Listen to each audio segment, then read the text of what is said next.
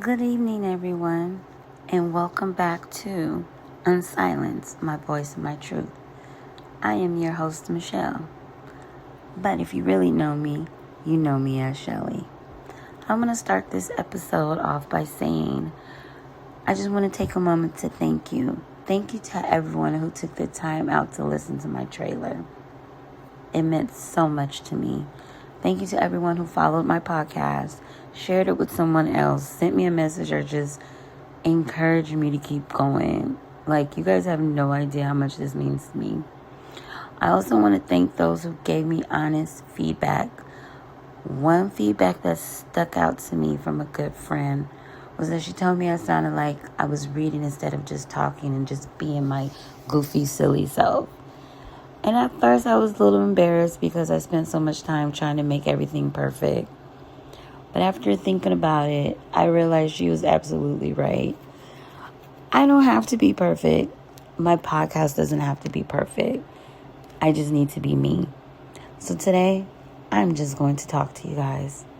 I'm not trying to sound perfect. I'm going to stumble. And I'm not trying to sound like someone I'm not. I just want to be me. And my hope is that by the time you're done listening to this episode, you'll feel like we're friends, sitting from across from each other, having a conversation, or going out, walking, talking, and just having a simple conversation. That's what I want my podcast to be about. I want my podcast to be about a place where people can come and feel seen, a place where survivors know they're not alone, a place where families can learn, also a place where healing can begin for some of those who are listening. But before we do get started, I do want to give a little bit of content warning. Throughout this podcast, I will be talking about some childhood trauma, abuse, addiction, some domestic violence, human trafficking, some grief, mental health, and also healing. And if any of these topics are too difficult for you, I really encourage everyone to take care of themselves, especially while listening. It is okay to pause and come back whenever you're ready.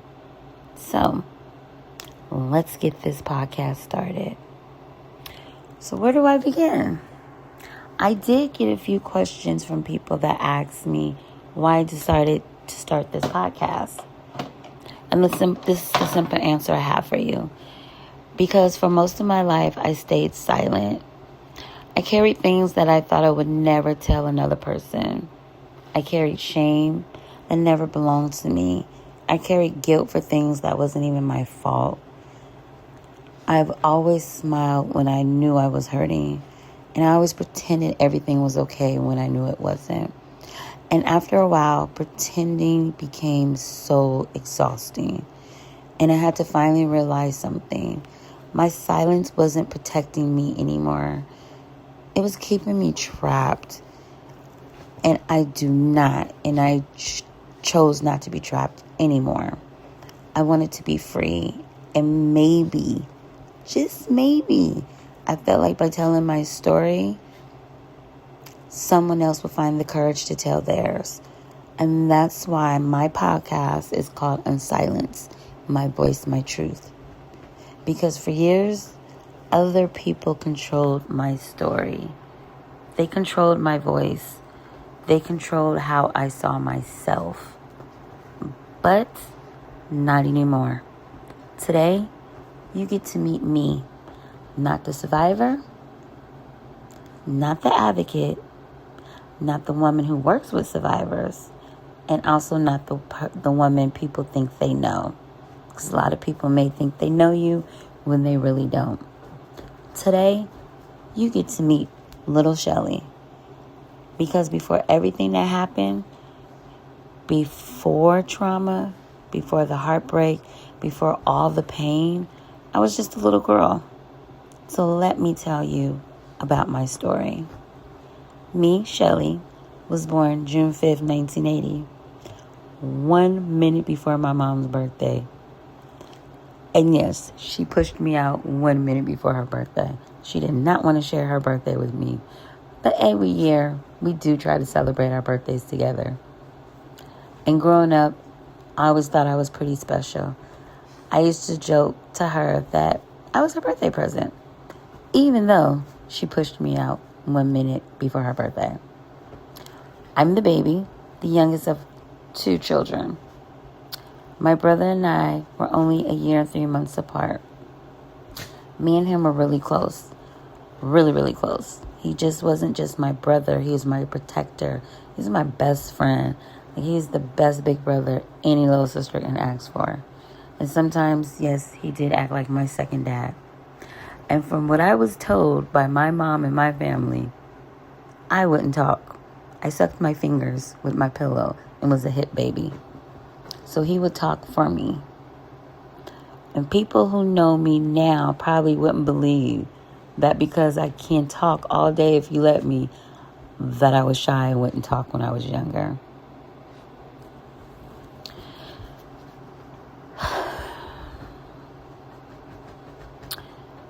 But besides my brother speaking for me and making sure that everybody knew what I wanted, he always looked out for me. He gave me the nickname Chelly, and it's stuck with me ever since. Except there's only one person who didn't call me that. My dad. To him, I was Pumpkin, and that was our nickname. Because no one else called me Pumpkin but my dad. And to be honest, hey, I loved it. Every time he called me Pumpkin, I felt special. I felt seen, I felt loved by my dad. And when you're little, you don't think about life changing. You don't think about losing people. You don't think about trauma. You don't think about addiction. You just think about life will always stay the same. And for me, that's what I thought. I always loved dancing. I can watch a video. Janet Jackson was my idol. And nailed the dance routine so just on point. I honestly believe that I was going to become a dancer and be on TV one day. Some days, I even told people I wanted to be a lawyer. I was good at winning arguments. Other days, I just wanted a house full of cats. I didn't want no kids. But it's funny how life works. Because if someone would have told me, that little girl, what her future would have looked like, I don't think she would ever believe them. Neither would my mom. Neither would my family. They saw a little girl who smiled, sucked her fingers, who laughed, who loved her family, who adored her dad, and who believed anything was possible. My mom was my hero. To this day, she still is my hero. Even before I fully understood everything she had gone through, my mom was just my hero. And when you're a kid, you don't really think about your parents as people. You don't think about the sacrifices they make or the dreams they had before they became parents. You just know them as mom and dad. And it wasn't until I became an adult that I realized how young my mom really was. My mom was only 16 when she got married. And by the time she turned 18, she had 2 little kids. Now that I'm older, I swear I honestly don't understand how my mom did it. She was just trying to build a family while she was still growing up herself. My mom was just trying to be a wife, trying to be a mother, holding down jobs, and trying to hold everything together. But looking back now, I have so much respect for her because I know it couldn't have been easy. And growing up, my mom always made sure we had what we needed. We had food on the table, clothes on our backs, lights on, and best believe we had chores. We knew right from wrong. And she wasn't one of those parents who would let us do whatever we wanted. If we got in trouble at school, there was consequences. If we talked back, there was consequences. And best believe, I was always in trouble. But my punishment most of the time was me either sleeping or reading books. Probably that's why I'm a nerd now, bookworm. My brother and I, we fought like most brothers and sisters do. We argued over the smallest things. And sometimes, yes, growing up, we did have to share a room. But it was the best. Until he burned down my Barbie doll dream house. Only because I broke his G.I. Joes. But we drove each other crazy. But one thing my mom always made us do at the end of the day, especially when we fought, was hug each other. And boy, did we used to hate it. I used to be so mad because every time we get into an argument, she'd be like, now, go hug each other. Now, go take a nap. Now that I look back on it, she was teaching us something bigger than what we realized. She was teaching us forgiveness. She was always teaching us that family doesn't stop loving each other just because they're angry. And those little lessons have stayed with me my whole life. My brother and I spent a lot of time growing up. Being so close in age meant we were always around each other. Always. Always. We laughed together, annoyed each other, but at the end of the day, he was my person, and he always made sure I was okay. Like I said before, I was shy, very shy, which may surprise some people. Because now that I'm older, I talk a lot. I mean, hey, I think I'll be having a lot to say. Some people say I just talk to hear myself talk. But you know, people love me now. Anywho, people knew me and my brother were very tight, even though he didn't claim it in high school. He always looked out for me in a way only an older brother can. And sometimes I think about how lucky I was to have him. Not everyone grows up with a best friend living in the same house, but I did. But when I think about my childhood, I also think about all the weekends and summers we spent with family. Family always been a big part of my life, especially me and my brother always going to San Jose, spending time with my Aunt Gussie. She played a huge role in our lives. She always made sure we went to church on Sunday. She loved us dearly. We would always get home cooked meals 3 times a day when we stayed at her house. Those weekends being with her became some of my favorite memories. And we always wanted to go to my Aunt Gussie house, no matter what. We always wanted to go there. And then we just had beautiful memories there. So once she passed, it was hard on us. Moments where all I had to worry about was what we were going to play next, or what we were going to eat. Sometimes I think people hear someone's story and assume their entire childhood was terrible. That wasn't my experience. My life wasn't all darkness. There was light too. There was love. There were people who cared about me very deeply. That's important for me to say because I don't want my story to only be remembered for the painful parts. I also wanted to be remembered for the love I received along the way. And as much as I love my family, there's one person I wanted more than anything else, my dad. I was a daddy's girl. Everybody knew that, through and through. If he said he was coming to get me, I'll be waiting. If he promised we were going to go somewhere, I'll already be excited. I love spending time with him. I love hearing him call me Pumpkin. To me, he wasn't someone struggling with addiction. He wasn't someone making bad choices. He was just simply my dad. But one thing about children, we don't see what adults see. They don't understand. Children doesn't understand addiction. They don't understand broken marriages. Children don't understand why adult changes. Children also don't know who makes, let me rephrase that. Children know who makes them feel loved. And for a long time, that was my dad. And as years went on, the little things started changing. I couldn't explain it. I just noticed my mom wasn't smiling as much. The house was different. There was more tension, more silence, more sadness. I didn't know that behind the scenes, my mom had discovered my dad was using drugs. Hey, I didn't even know he had lost his job in the Navy.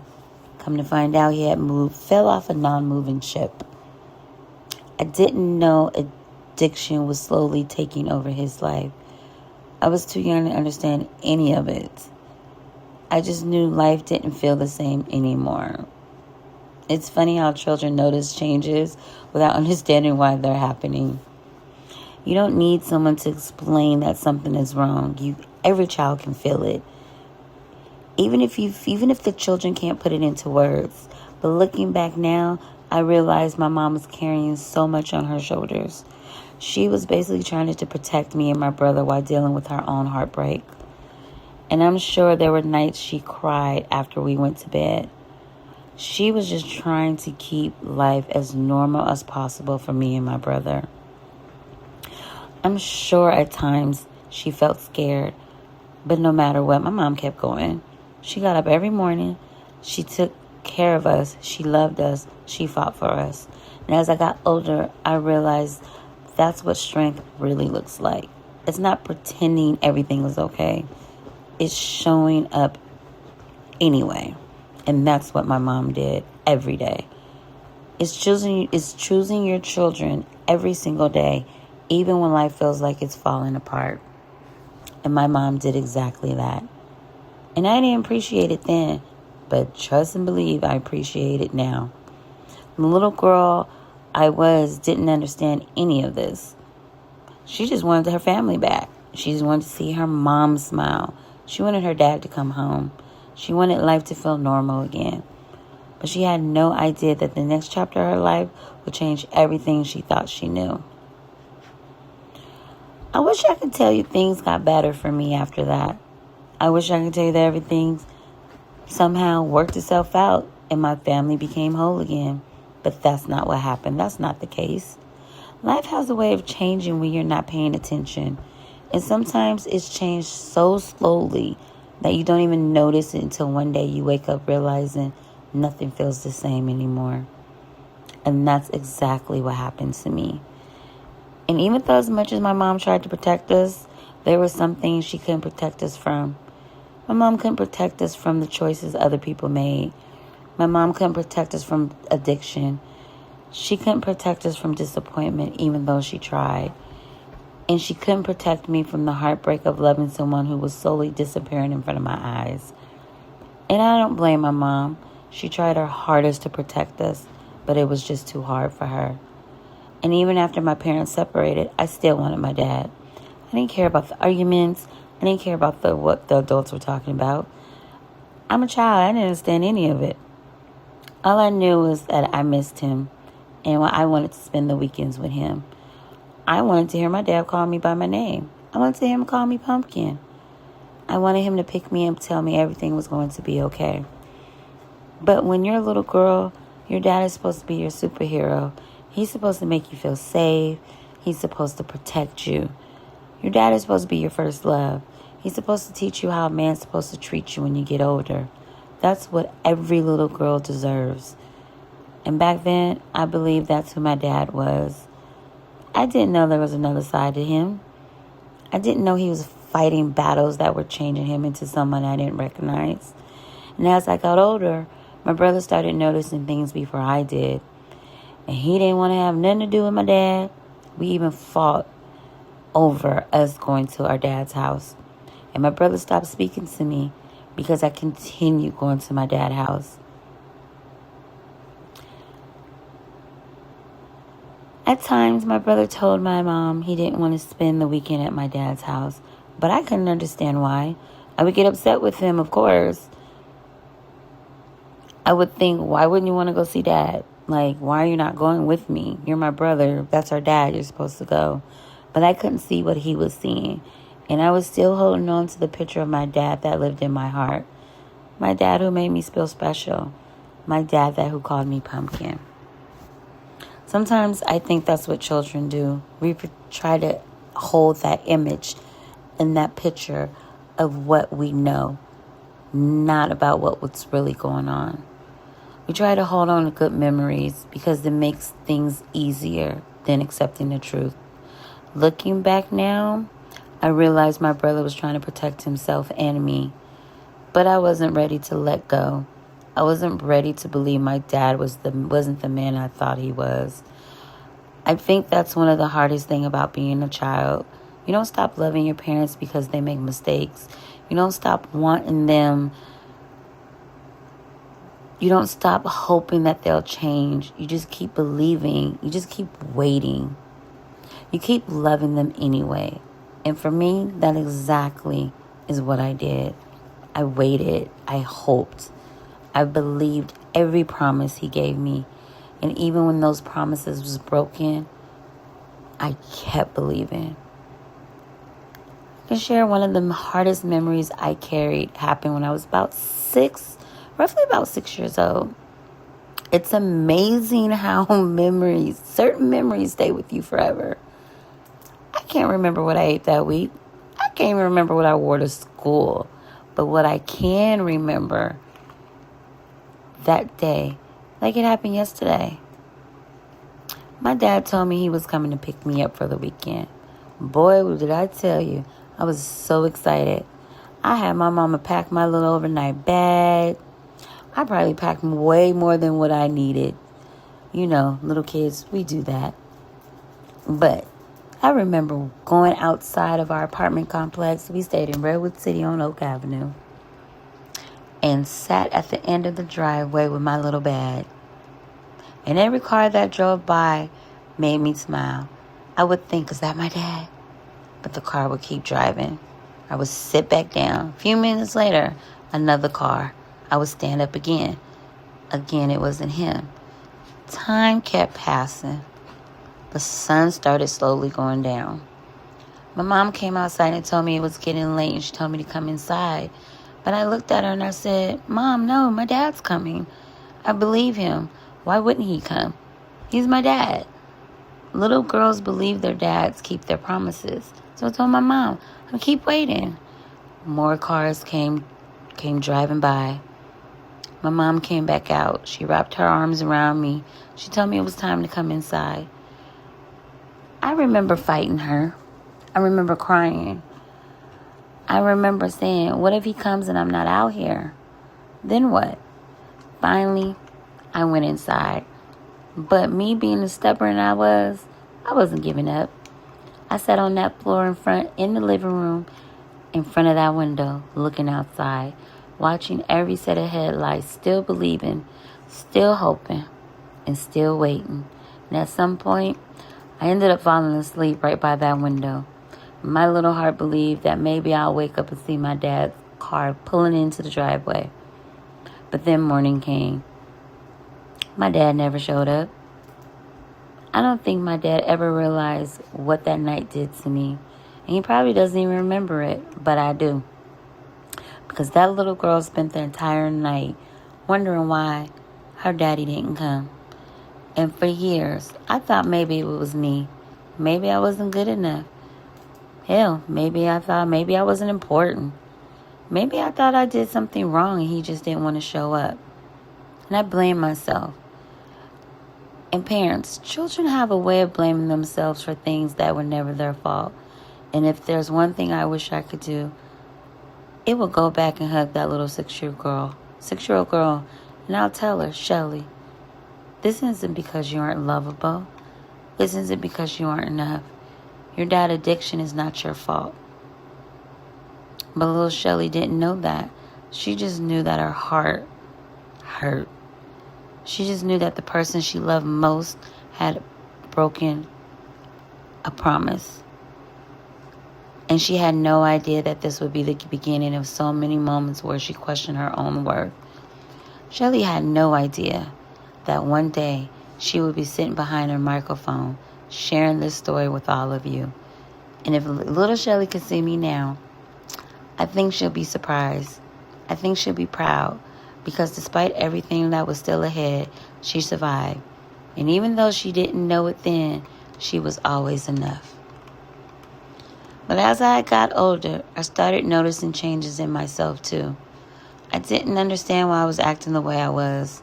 I didn't understand why I became so angry, why I was talking back, why I was always pushing people away and acting out. And at the time, everybody probably thought I was just a kid going through a phase. But now looking back as an adult, I realized there was so much more going on with me, going on inside of me as that. There was a little girl who was hurting, a little girl who missed her daddy, a little girl who couldn't understand why her family had changed, a little girl who was carrying emotions she didn't know how to express. One thing is, no one teaches children how to deal with their heartbreak. No one teaches children how to process disappointment. So we act out. Sometimes we become quiet. Sometimes we become angry. Sometimes we become people we don't even recognize. And that was me. Around that time, my mom had started dating someone who eventually became a big part of our lives. Was I happy about it? No. I wasn't happy. Not because he was a bad person. Not because he treated me bad. I simply didn't want anyone taking my dad's place. I mean, who would want someone replacing their parent? In my mind, I already had a dad. And I did not want another one. And, was I bad. I remember making his life difficult. I didn't listen to him. I had an attitude. I would talk back. And I was so downright mean. Looking back now, I actually feel bad about that because he wasn't trying to replace my dad. He was just trying to love a little girl who already had experienced more hurt than most people realize. He was just trying to show up. He even came to my school events. He spent time with me and my brother. He did help raise us. But at that age, all I could think was, you're not my dad. And the truth is, I would have given anything for my real dad to be the one sitting in those seats at my school plays. I would have given anything for him to be cheering me on. Children don't stop wanting their parents just because someone steps in. I know people mean well when they say things like, well, at least you had another father figure. And yeah, I'm grateful for the people who love me, of course, but that doesn't erase the longing a child has for their own parent. Those two things can exist at the same time. I could be thankful and still grieve what I didn't have. As time went on, I noticed my dad wasn't showing up as much anymore. Sometimes he'd say he was coming. Sometimes he'll cancel. Sometimes we'll never hear from him at all. And every broken promise, it hurt. But somehow, I convinced myself the next time it would be different. That hope keeps you waiting. Hope keeps you believing. And even when your heart has been broken over and over again, there were times when my brother would tell me not to get my hopes up. He had even stopped expecting her dad to come around. But me, I wasn't there yet. I still believed. Of course, I still defended my dad. I made excuses for him. Maybe he just got busy. Maybe his car broke down. Or maybe something just happened. Anything to accept the truth. And as an adult, I understand addiction much differently than I did as a child. I know addiction changes people. I know it affects the entire family. I know people battle addiction often hurt the people they love the most. But knowing that now doesn't erase what that little girl felt back then. She still cried, she still waited, and she still wondered why. And one thing I learned over the years is that children are incredibly loyal. Even when someone hurts them, they still love them. Even when someone disappoints them, there's still hope. That's why it's important for us as an adults to protect children. Because children will protect the people they love, even when those people aren't protecting them. And I wish someone would have sat little Chelly down and explained addiction in a way she could have understood. Not to make excuses, but to help her understand that none of it was her fault. Instead, I created my own story in my head. I thought maybe if I was prettier, maybe if I behaved a little bit better, or maybe if I got better grades, maybe if I would have just stopped making mistakes, then maybe my dad would have came back. But that's a heavy burden for a child to carry. Trying to earn a love that should have been given freely. And I know I'm not the only one who felt that way. Maybe you're listening to this right now and your story isn't exactly like mine. Maybe your parent wasn't addicted to drugs. Maybe they just walked away. Maybe they just chose someone else. Maybe they were emotionally unavailable. Maybe they were just physically there, but never really present. Whatever your story is, I want you to know something. You were never responsible for another adult's choices. You were never supposed to carry that weight. You deserve to be loved simply because you were you. Not because you earned it, not because you were perfect. You deserved it because you were a child. And as I sit here today recording this, I realized that healing has taught me something I wish I had known years ago. Healing doesn't erase the memories. Healing also doesn't pretend the pain never happened. Healing changes the way you carry those memories. And today, I talk about little Chelly with compassion instead of judgment. I don't look back at her and think she was weak. I look back at and think she was doing the best she could for her being 6 years old. She was just trying to make sense of a world that no child should have had to understand. And I think that's one of the reasons I wanted to start this podcast. Because there are so many little boys and girls growing up blaming themselves for things that were never their fault. And if I can help one of them, if I can help one parent understand the impact of their choices have, and then I can help one survivor feel seen, then sharing my story is worth every moment, vulnerable moment. I know we've only scratched the surface today. There's so much more of my story to tell. Some chapters are beautiful. Some chapters are heartbreaking. And then there are some incredible, difficult chapters to revisit. But every chapter made me who I am today. And I hope you continue this journey with me as I tell them one story at a time.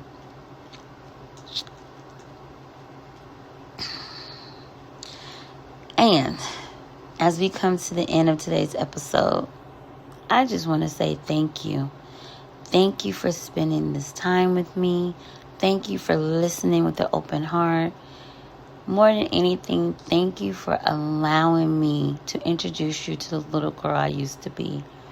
Before I share some of the hardest chapters of my life, I wanted you to know Chelly, the girl who loved to dance, the little girl who dreamed big, the little girl who believed anything was possible, the little girl everyone called Chelly, and the little girl whose daddy called her Pumpkin.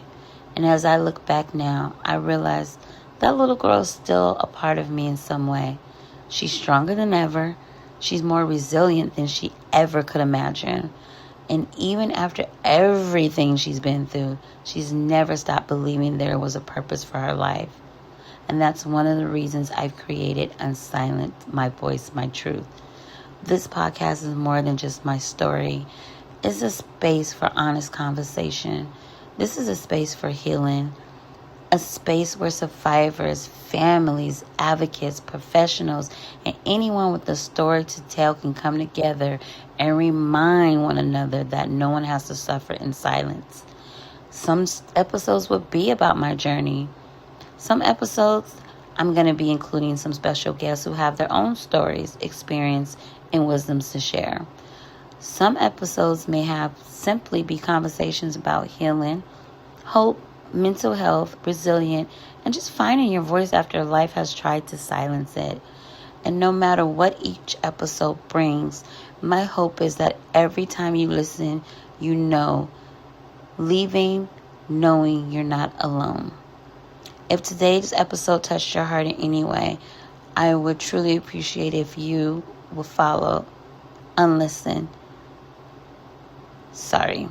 If you will follow Unsilenced, my voice, my story on Spotify and share it with someone who may need to hear it. I'm also available on YouTube. You never know who life could be changed by a simple conversation. But in our next episode, I may continue my journey and take you a little deeper into the experience that shaped the woman I am today. I might even have a special guest. But until then, take care of yourself, give yourself some grace, and keep choosing healing one day at a time. And always remember your voice matters. Your truth matters, and your story deserves to be heard. I'm signing off. I am Michelle, and thank you for joining me for another conversation on Unsilenced. Until next time, take care. God bless.